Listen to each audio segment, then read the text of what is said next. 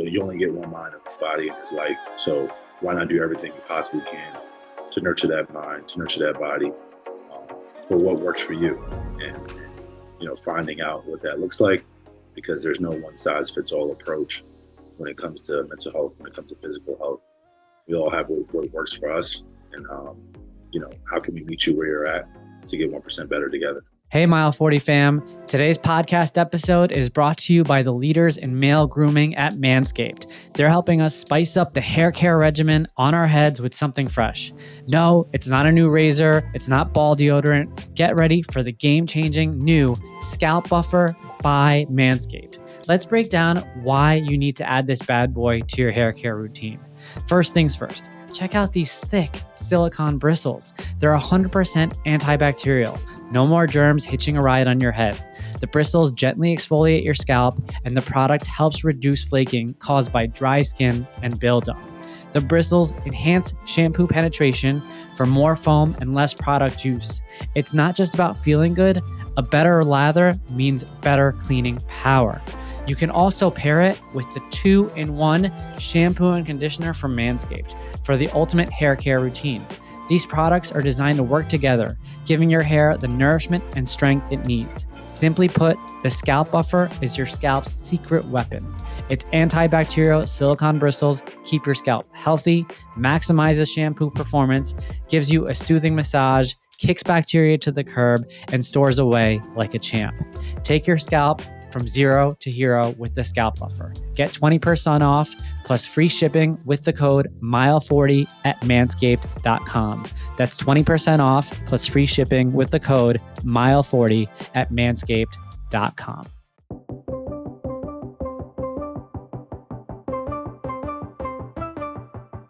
Thank you for tuning in to the Mile 40 podcast. I am Bishoy Tadros, the author of Break Barriers and Audacious, both of which are sold on Amazon. And I invite you to join me as I engage with guests to discuss those bounce back moments that we encounter on our personal journey. Mile 40 is a forum to learn about how athletes, professionals, and leaders of all backgrounds stare down moments in life where the only option is to rise up. The Mile 40 podcast strives to remind listeners that the comeback is always greater than the setback. Mile 40 is back. I'm excited to be back with you all today. I have a very special guest on the show today. Corey Lewis is joining us. Corey is the CEO and co-founder of 1-in-1. It's an inclusive mental health and wellness platform that helps consumers become 1% better each day. Due to the lack of mental health and fitness resources provided for the Black, Indigenous, and people of color individuals and communities, Corey saw the need to address this issue by simplifying the options. He's created accessible information, disrupted the wellness landscape as a whole. A majority of the content curated by Corey and 1-in-1 is powered by the discussion of what mental health and wellness means to people in these underserved communities and how together we can break the stigma. Corey, thank you for joining me today. Thank you so much for having me. It's a pleasure to be on the Mile 40 podcast, and super excited to dive into all things wellness and my own journey. Yeah, man. We are excited to dig in with you, to learn about your platform, to learn how you got there. What I love about your platform in reading up before we got into recording was it's very directed. You are working hard to serve underserved communities and to really direct the motion of what you've built up. What I failed to mention actually in your introduction is that you are a former professional athlete. You played professional football in the NFL and the CFL, and I'm sure we're going to dive into that and understand a little bit about your trajectory. But what stands out to me is that you're a man on a mission to help people in underserved communities. And that must mean there has to be a backstory. So let's talk a little bit into where life began for you. Where'd you grow up? I grew up in Brooklyn, New York. Okay. Grew up there and was raised by my wonderful mother. My dad, my biological father, was definitely in the picture. He moved away to Pennsylvania. And I was also, my uncle, who I consider my second dad, was a big part of my upbringing and who I am today. So, as well as my older brother. Got it. So you had one older brother. You grew up in Brooklyn. We got a lot of people in Brooklyn listening to the pod. Where in Brooklyn were you? I was in Flatlands, East Flatbush area, probably like Oh, right in the coast of both. oh, Last stop on the 2 train. awesome. Awesome. I love it. So let's talk about your journey to the football field growing up. Were you always an athlete? Yep, always an athlete. My biological father played professionally basketball, and so it was just something that was kind of instilled in me. My brother was a heck of an athlete growing up. We're about 5 years apart, so that was always like a competitive realm there. I wanted to, catch up to him and be like him in a lot of ways. Seeing him have the success that he had athletically, so yeah, it was always kind of instilled in me. Actually, didn't play football until I went to high school. Okay. That's football, baseball, and basketball were my first sports. But for some reason, I just wanted to play football. I didn't necessarily know where it would lead me, but I was very interested in playing football. In organized manner was actually one of the reasons why I selected the high school I ended up going to down in Virginia. At the age of 13, I got a scholarship academically, and for sports at that time, just basketball and baseball. And I really wanted to pick a school that had football at it. And, that was kind of the origin story of my football career. Always played like some sort of backyard football, et cetera, but never organized football in that way.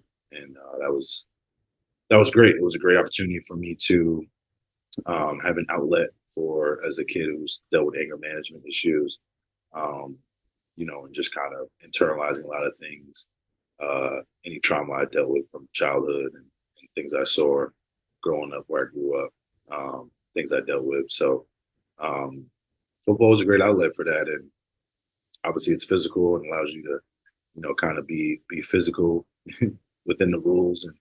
And I really saw it as something I really connected with, and took that for as far as I could.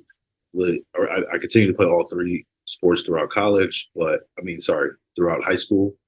And football just kind of stood out. I had the best opportunity to go to some major schools with football, as well as I felt like I had the best potential trajectory to with the sport of football, as opposed to some of the other sports. So that was kind of the story around my football career. I love Just that. super excited to, yeah. One of the things that stood out with me on that response was we had another professional football player come onto the podcast earlier in the show, and he also had dealt with anger management issues, and he talked about the benefit of the fact that it was controlled violence on the football field, in high school. Can you delve a little bit deeper with regards to some of the things that you had seen, and really, what spurred up some of the anger management for you in your younger years?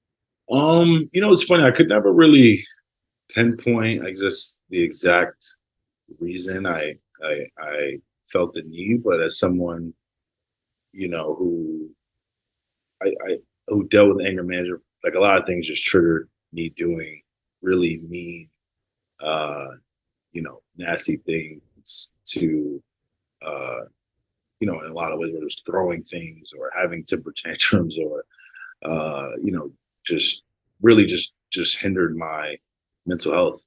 Things would trigger me and very quickly, and I would get really upset. I was the ultimate sore loser, and I just, yeah, I can't say I could pinpoint the exact catalyst for my overall anger management issues, but it's just something that like I always had this crazy amount of rage that overtook me when just certain things happened to me. I didn't know how to control my emotions.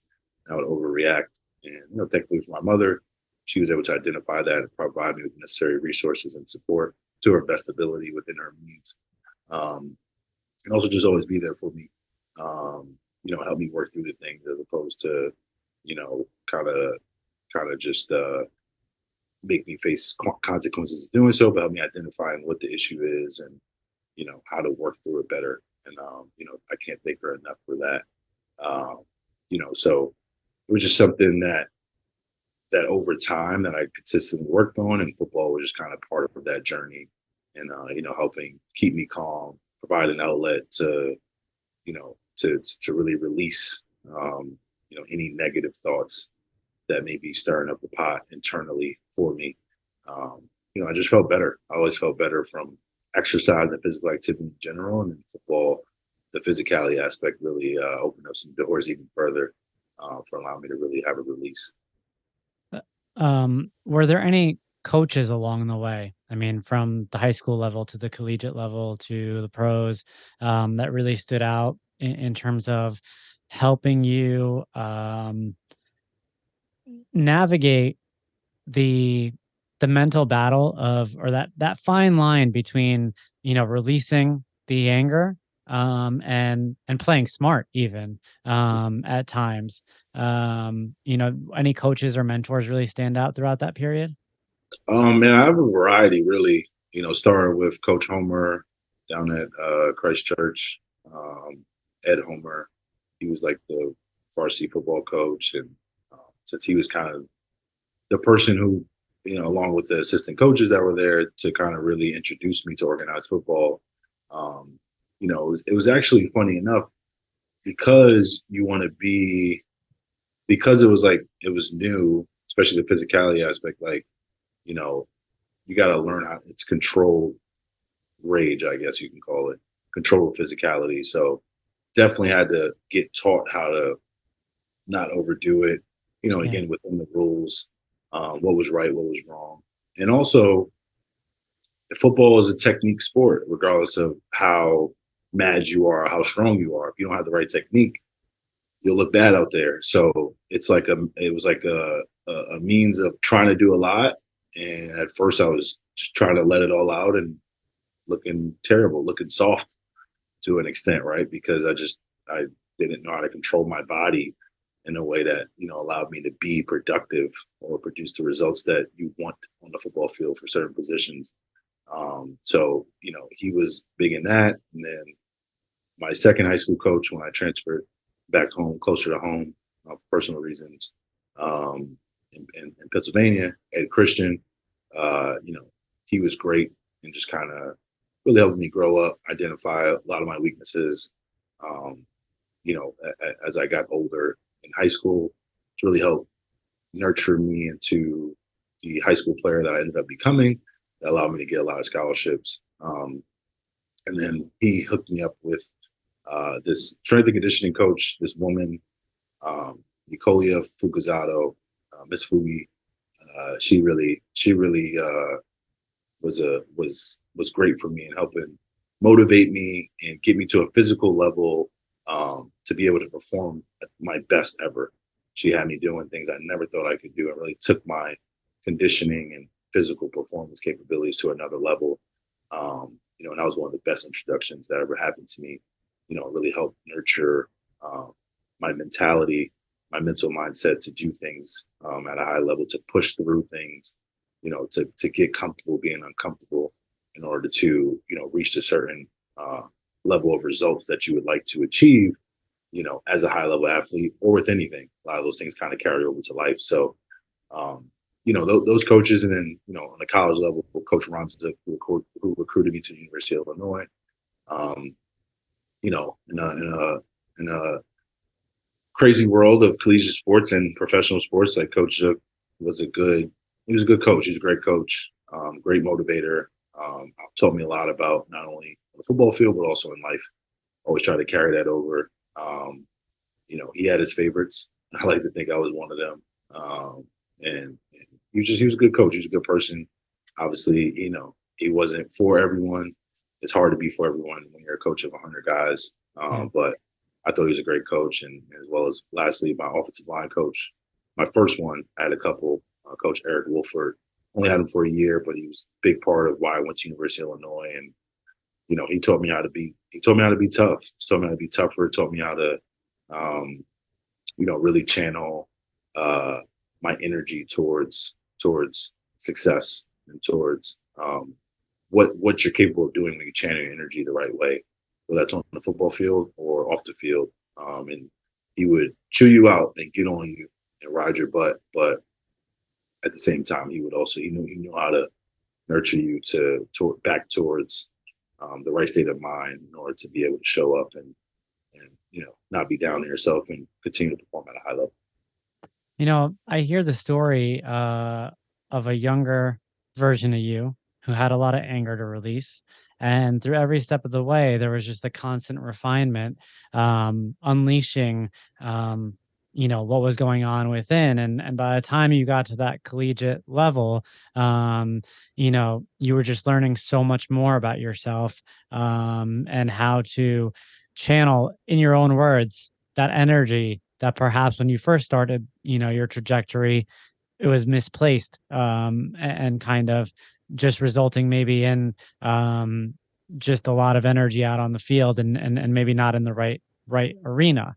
Um, and so I'm going to turn the question a little bit and ask you a little bit about, um, individualistically, when you think about who you were, between the ages of, let's call it 14 and 21, what did you want most out of life at that point? Was it to go pro, or were you fighting a bigger battle within?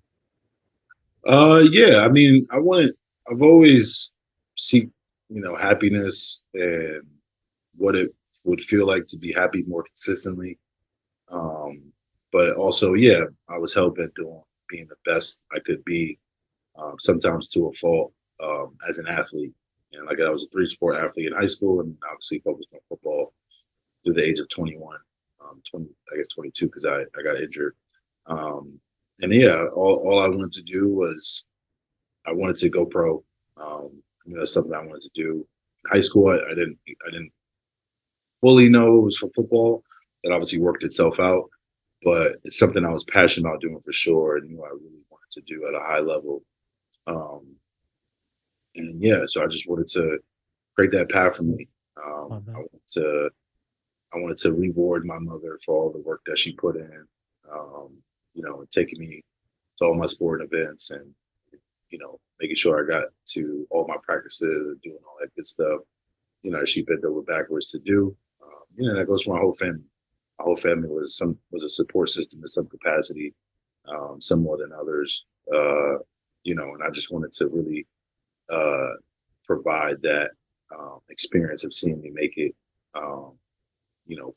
For so they can kind of see all the work that they put in, kind of come to fruition. So I really was hell bent on doing that, playing pro in some sport, and then football, just like I said, worked itself out to be the main sport that kind Got of it. took over, and it was cool. It was great. It was a great opportunity to get a Division I scholarship. Parents didn't have to pay for school, and then also get the opportunity to play professionally, even if it was for a short period of time. Got it. So talk to me then about, how did we land in the pros then from Illinois? What Went undrafted. Went undrafted. Had a couple short stints with a couple different teams. Mostly practice squad. Bounced around. I played my senior season without an ACL, so that and I already had I had prior ACL injuries to that point. Um, and so my track record was horrible, from an injury standpoint. And the last thing teams you, want to do is invest in depreciating assets. So I was already kind of behind the eight ball in terms of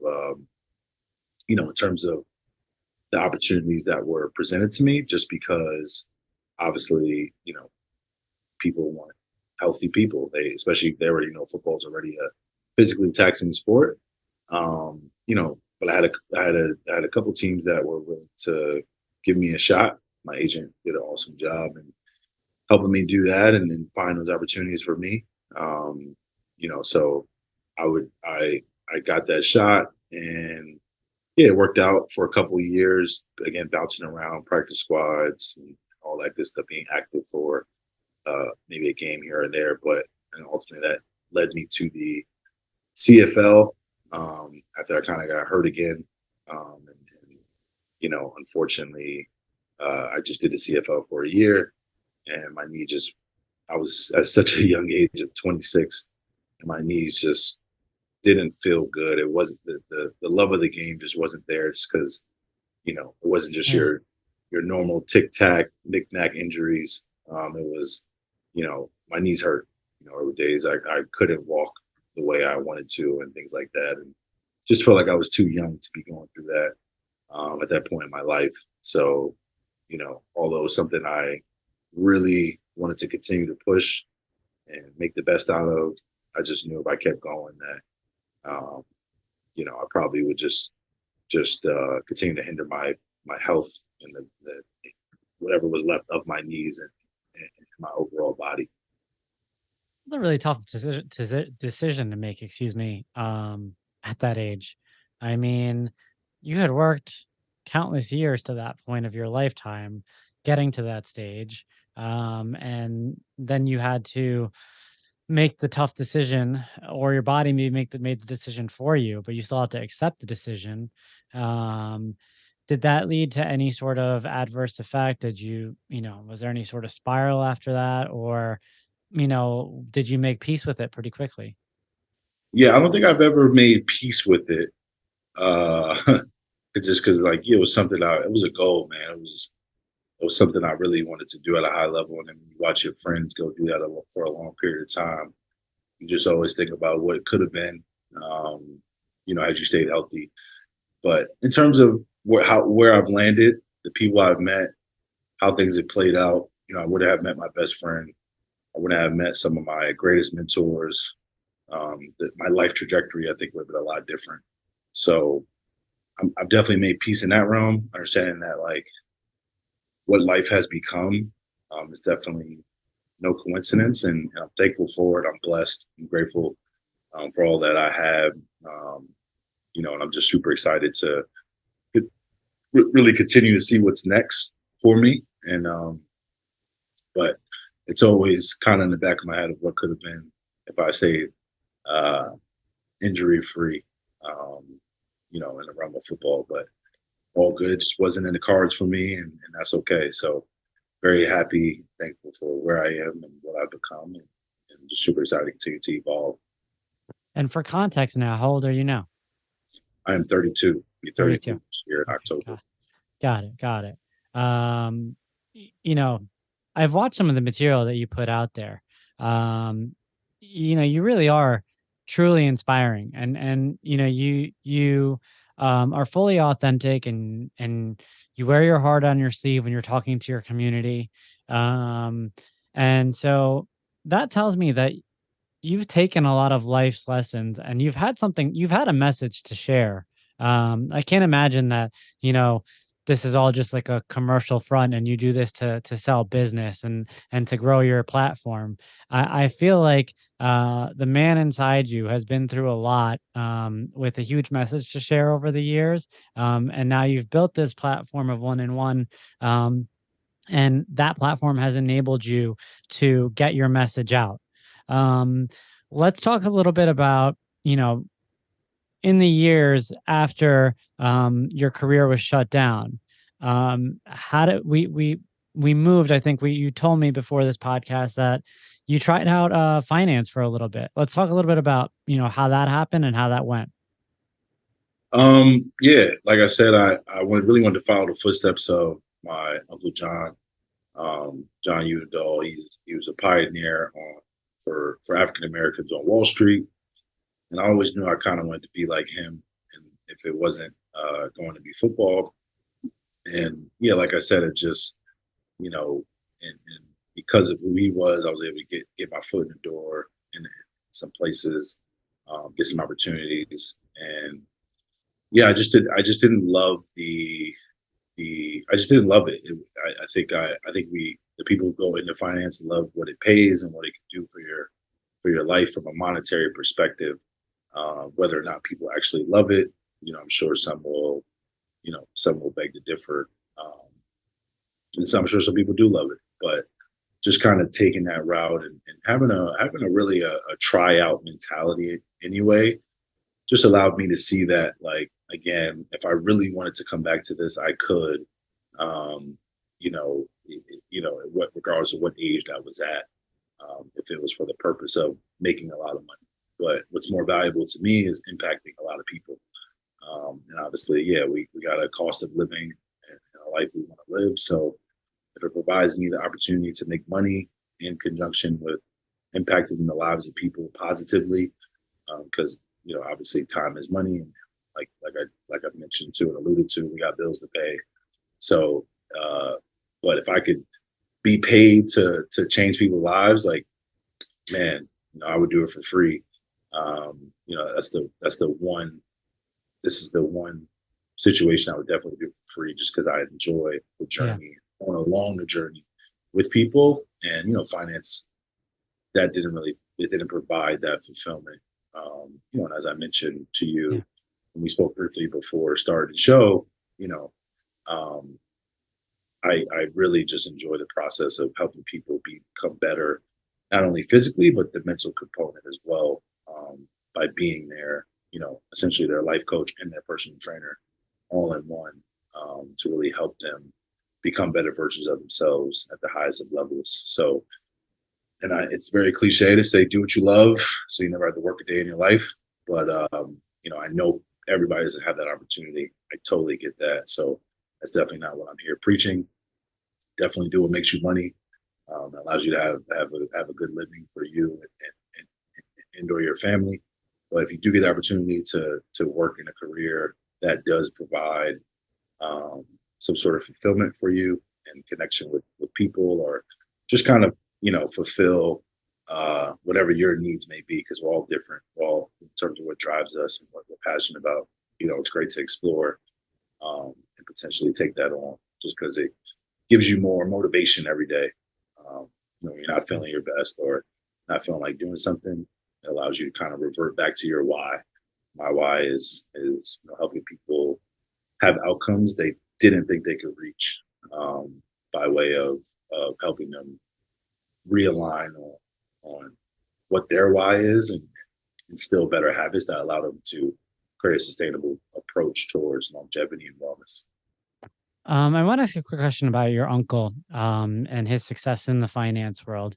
You said it yourself, that he was a pioneer in his space, especially as a Black man. And I went through the finance world myself for a little bit, and I do understand how it's easy to stand out in a room, in that industry, as a member of an underserved community.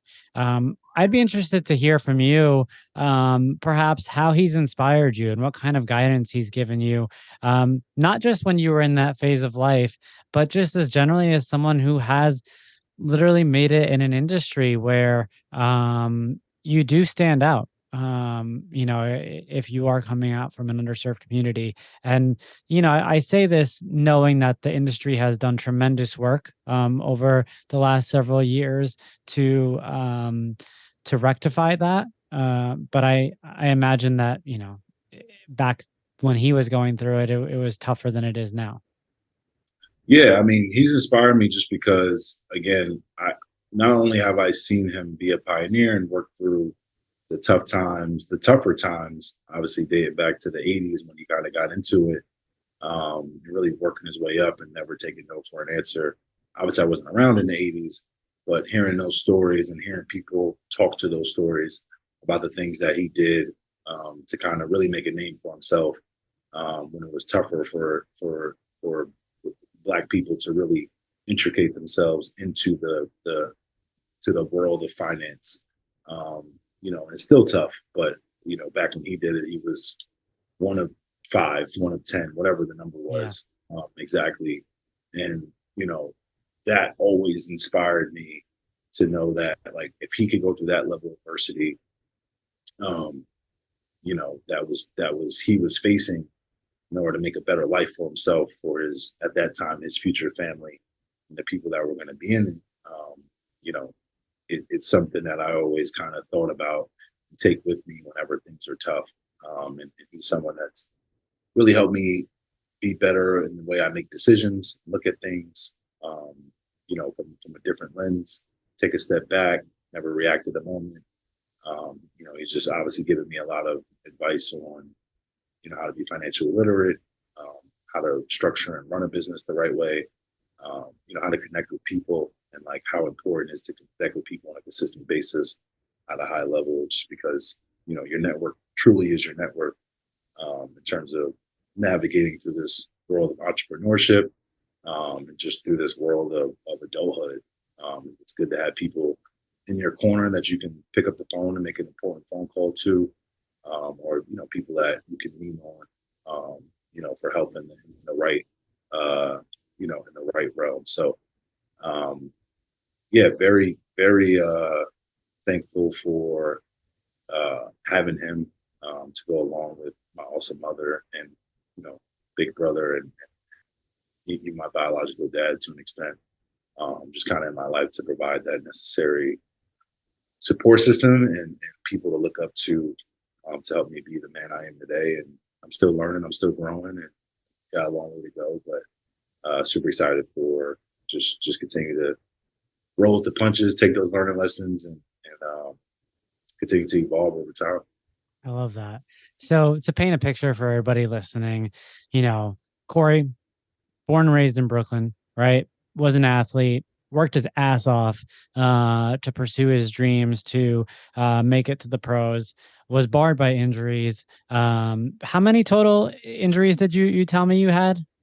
8 knee surgeries, 4 ACL surgeries. I'm actually living without an ACL right now. So there he is. I mean, he he's seen it all from the medical side of sports, and then had a quick end to his professional career and delved into finance for a little bit. But what I love about that along the way is we've talked about all the coaches and mentors who played a role in your life. You talked about the impact of your family. You talk about how your uncle played a role in helping you now try out a new industry and moving your way into finance, and that did not fit. Now let's talk about how we got to where we are today. Let's talk about, at that point, again, when you think about it, one job didn't work because your body said, all right, time's up. The other job didn't work because perhaps it wasn't the right fit or wasn't fulfilling enough. And that's fair too. Was there ever a point after that where maybe you were kind of looking around, twiddling your thumbs and thinking, well, what is my purpose now? Or was there a moment after that that led you to where you are today? Yeah, I think most athletes, whether it's collegiate, professionally, or even high school, if it's something they really built an identity around and like put their all into, kind of as with anything, right? When you really put your all into something, it's hard to transition to, building, I guess, what's a new identity. So for me, it was definitely tough. I put so much time, energy, and effort into playing football, into sports in general, into being the best I could be. Yeah, my body ultimately failed me, but regardless of if I did play 10 years, whatever, I would have still been in my 30s. So Yeah. I always knew that time was coming, and I think most athletes dread that day. But I had to figure it out. It was definitely tough, to figure out what was next, to figure out what was going to drive me and motivate me, to be the best I can be. And luckily, I landed on, helping people with their own mental and physical wellness journeys. And that was just by way of literally picking up personal training as a hobby, something I thought I would enjoy in the meantime until I figured out what was next. But it ultimately led me down the path of, being the main reason and pillar as to what 1-on-1 is and why it exists and why I was so passionate about starting 1-on-1. Where did you start training? I actually started at New York Sports Club Okay. down in Tribeca. That was my first box gym, and then actually during that time went back to the CFL. And when I came back, I almost immediately just kind of built my 1-on-1 training profile, by picking up some clients that I had at the Tribeca location. Yeah, I never worked at a box gym again, and yeah, it was just kind of worked my way, navigated through, and met a lot of right people, and yeah, I never had to go back to that again. Got it. And man, I have so many questions, but I do want to ask one question before I move on.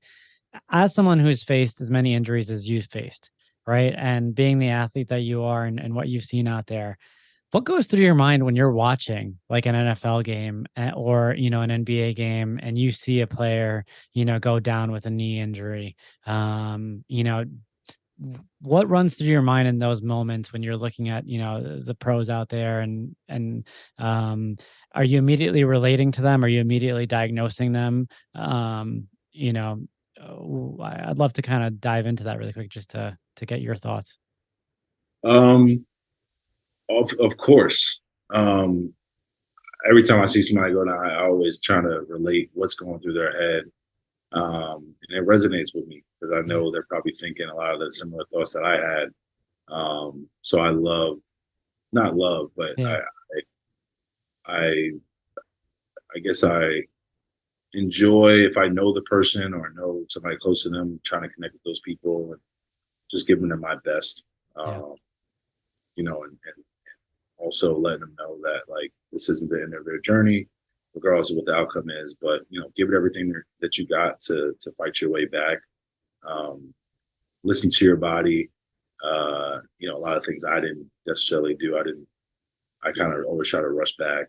Um, you know, there's a lot of things I would have did differently in my healing journey that may have allowed me to have a couple more years. But just kind of let people know that I'm there for them and that again, when I know the person or if I don't, just really try to sit there and think about what they're thinking about and say a quick prayer for them. Yeah. Just really wish them the best. Yeah. No, I think about that because it's it's one of those things when you think about like moments of adversity, um, we all go through them. But it's really hard to find someone who understands exactly what it is that you're going through. And to understand the feelings that you're going through in the moment, where your head is in the moment. And, it's possible for a lot of people from the outside to offer solace and to give you condolences and support and whatnot. But being that you've been through it, I imagine there has to be a level of empathy that just kind of runs through your mind as you see it happening to other people. And where you're like, damn, like I've been there before, I know exactly what he's going through, he or she's going through. And um you know my heart goes out to them because I know where they're at right now. 100%. And so I think that's a unique bond that you hold given the circumstances of what you went through. um so back to one and one. You went through New York Sports Club. You built up your relationships. You went back to the CFL, and now you never had to go back into a box gym after that. Let's talk a little bit about how one and one came to be founded. Number one, and then I really want to dive into where you made the conscious intention to then focus on serving underserved communities, and where that came from. Yep. One and one was a byproduct of me connecting with my now best friend when I first got back from my first stint in the CFL, and really I was in that kind of process of figuring out what was next for me. My best friend had just moved to New York City um, to go to Columbia Business School, um, or to get his master's at the University of Columbia. His first time living in New York, we just kind of connected his first week by way of knowing the same people, having mutual friends, and being in the, I guess, right place, right time. And we just kind of connected over time, and we started talking entrepreneurship kind of really ASAP. And we really, obviously didn't become best friends ASAP, but we just really connected at a high level, um, from the start. And due to that, it allowed us to really connect and start to pen to paper what we're passionate about. If there were opportunity for us to work together, what does that look like? He obviously continued to go to school.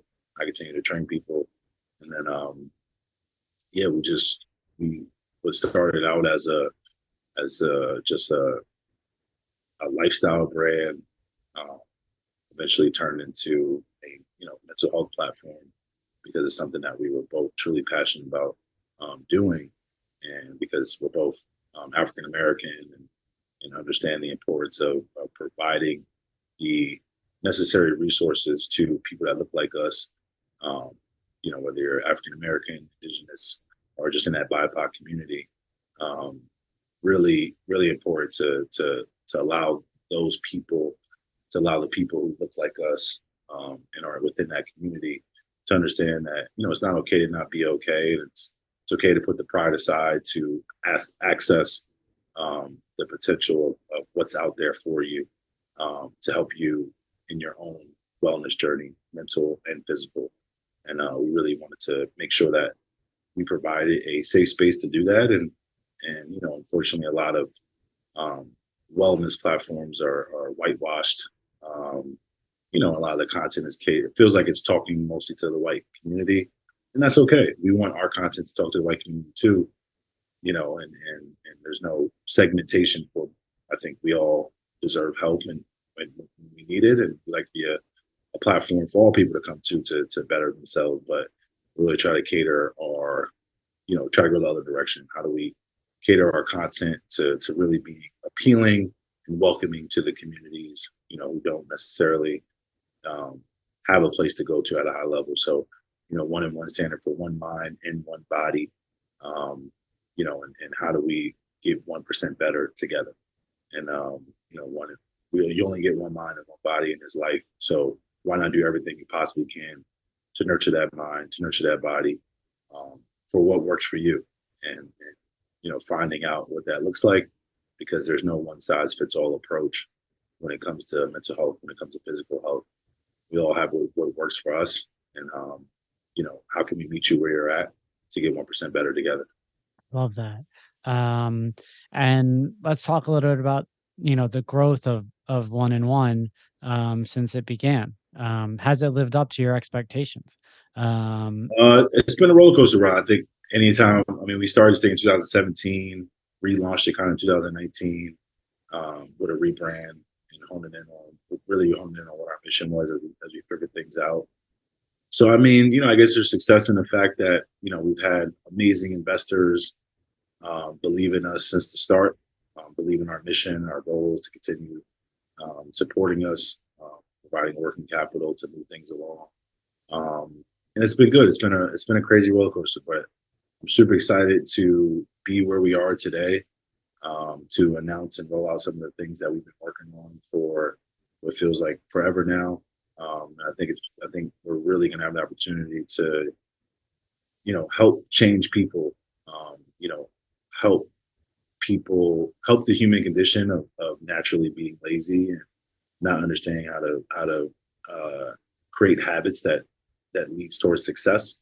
And really helping people by way of habit forming and providing the necessary tools and technology to allow people to build better habits and really revolutionize cognitive behavioral therapy.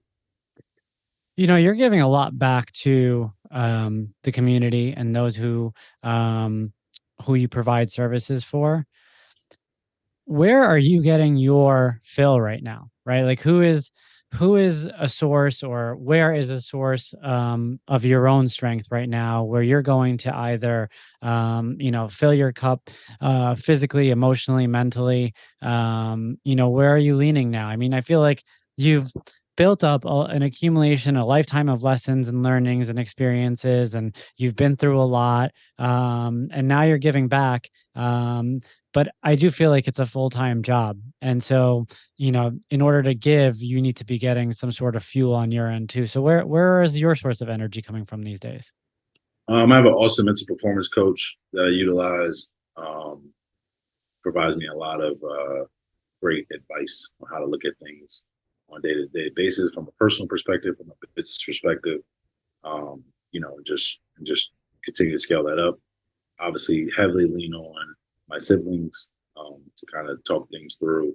We all go through our own battles and personal issues, so it's good to just kind of have those sounding boards to connect with as we work through things. My Uncle John, of course, like I said before, is like my second dad to really connect with and figure things out, and so he can provide stories that are relatable to maybe my situation or how I'm feeling. Then course, my best friend and business partner.